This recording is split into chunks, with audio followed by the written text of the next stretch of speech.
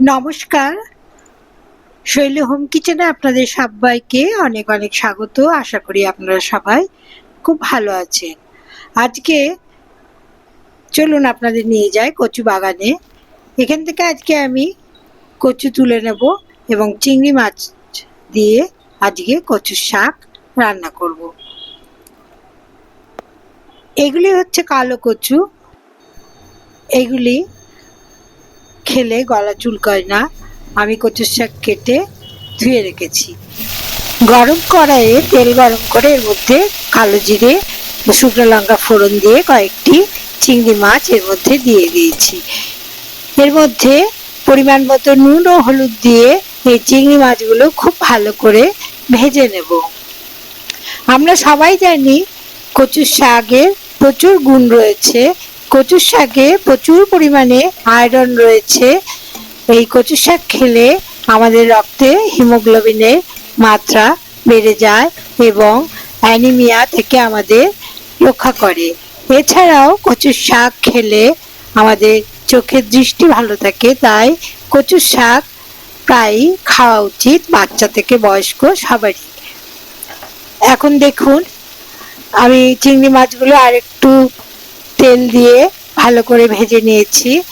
এর মধ্যে দিয়ে দিলাম পেঁয়াজ, রসুন, আদা এবং লঙ্কা বাটা।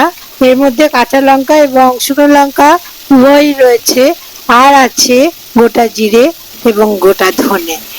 এই সমস্ত উপকরণ খুব ভালো করে বেটে নিয়ে আমি চিংড়ি মাছের মধ্যে দিয়ে দিলাম এবং এগুলি খুব ভালো করে লো ফ্লেমে বারবার নেড়ে নেড়ে কষিয়ে নেব।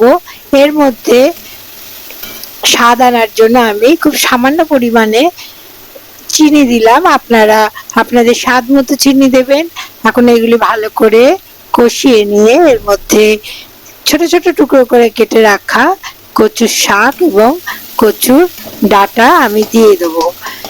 কচি কচি কচুর পাতা আপনারা কুচি করে কেটে এর মধ্যে দিয়ে দিতে পারেন। আমি আজকে রান্নায় কচুর পাতাও দিয়েছি। যেহেতু পাতাগুলো কচি ছিল, সবেমাত্র কচুর শাকগুলো বেড়ে উঠছে, সেরকম কচুর শাক আমি আজকে রান্নার জন্য ব্যবহার করেছি। তাই আমি কচুর পাতাগুলো আমি খুব ছোট ছোট করে কেটে এর মধ্যে দিয়ে দিলাম। এখন একটি ঢাকা দিয়ে দেবো। ঢাকা দিয়ে মিডিয়াম ফ্লেমে কিছুক্ষণ রান্না করে ঢাকা খুলে দেখে নেব। দেখলাম কচুর শাক অনেকটাই কমে এসছে। এই সময় বারবার করে নেড়ে দিতে হবে। কচুর শাক দেওয়ার পর নাড়লে কচুর শাকগুলো পড়ে যেতে পারে, তাই জন্য সঙ্গে সঙ্গে ঢাকা দিয়ে গ্যাসের ফ্লেম কমিয়ে দিয়ে কিছুক্ষণ রান্না করে নিতে হয়। তারপরে ক্রমাগত নেড়ে নেড়ে রান্না করতে হয়। কচুর শাক অনেকেই ভাপিয়ে নিয়ে রান্না করেন। অবশ্যই যেরকম কচুর শাক যেরকম হবে সেরকম কচুর শাক সেইভাবেই রান্না করতে হয়। যেহেতু এই কচু শাক কাটার সময় হাতে কোনো রকম চুলকায়নি, তাই জন্য আমি আজকে কচুর শাক না ভাপিয়ে রান্না করলাম। দেখুন খুব ভালো করে নেড়ে নেড়ে রান্না করতে হবে। বারবার না নাড়লে নিচে লেগে যেতে পারে, তাই বারবার করে নেড়ে নেড়ে রান্না করতে হবে। এবং যখন কচুর ডাঁটাগুলো গলে যাবে তখন নামিয়ে অন্য পাত্রে ঢেলে নিতে হবে।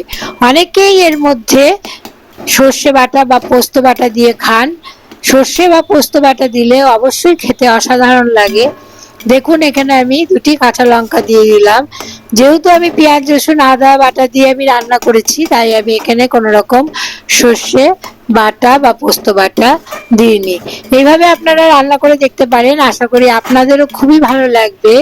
আপনাদের আজকের রেসিপি যদি ভালো লাগে অবশ্যই লাইক, শেয়ার ও কমেন্ট করবেন এবং শৈলী হোম কিচেন চ্যানেলটি বেল আইকন সমেত সাবস্ক্রাইব করার অনুরোধ রইল।